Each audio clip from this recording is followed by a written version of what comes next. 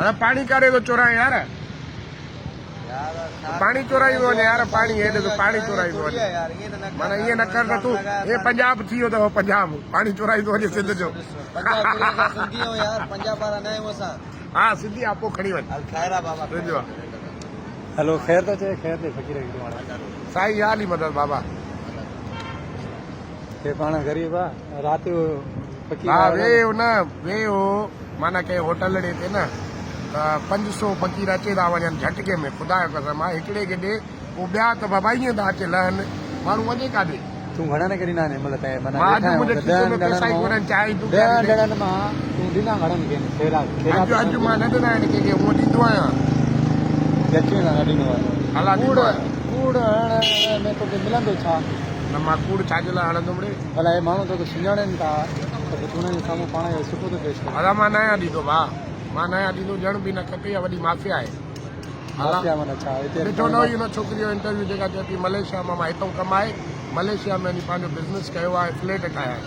त पोइ सुठो कयो न हाणे निकिरी वई न मूंखे इहो हिकिड़ी ॻाल्हि आहे त तव्हांजे 5-5 रुपए मूं जेको आहे त हुनजी लाइफ सेट थी वई हूंदो आहे न यार ॻाल्हि सी ॻाल्हि आहे तव्हां माना कीअं था चई सघो बहरहाल तूं पाण ॻाल्हाए मां हाणे छा ॻाल्हायां मतिलबु जेको आहे न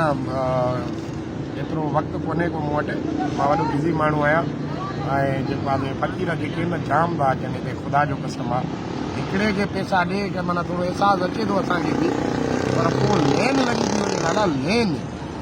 ईंदा इन माना हिकिड़ो खे ॾे न वञी ॿिए खे ॿुधाए थो त उहो साहब ॾे थो इन वञी वटि हाणे साहब मां किथां थो लॻां यार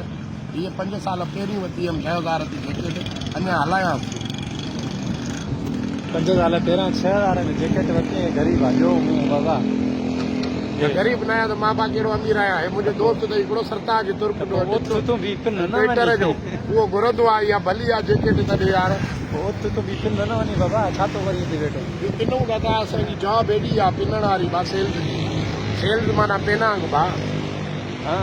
ख़ुशि न आहीं न मां कोन आहियां जॉब में सैलरी तुंहिंजी हर साल में इंक्रीज थी थिए घणी थींदी आहे 10,000 15,000 हिन खां थोरा आहिनि 10,000 रुपया तुंहिंजी साल में इंक्रीज 10,000 कंपनीअ खे मां करोड़ रुपया थो कमाए 10,000 रुपया रुपये सैलरी ते इनकम ते वञी करे जॉब था कनि यार उहा ॾिसो हाणे उन्हनि जी कैपेबिलिटी आहे मुंहिंजी कैपेबिलिटी वधीक आहे पर मां कमायां घटि थो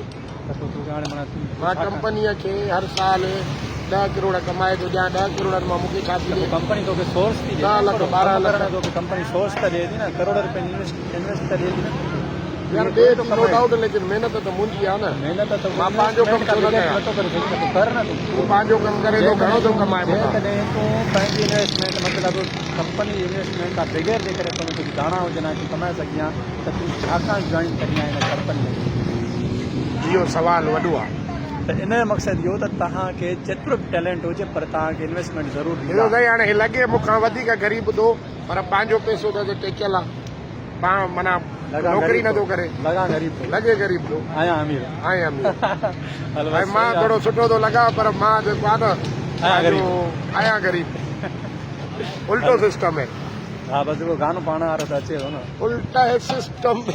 हा बसि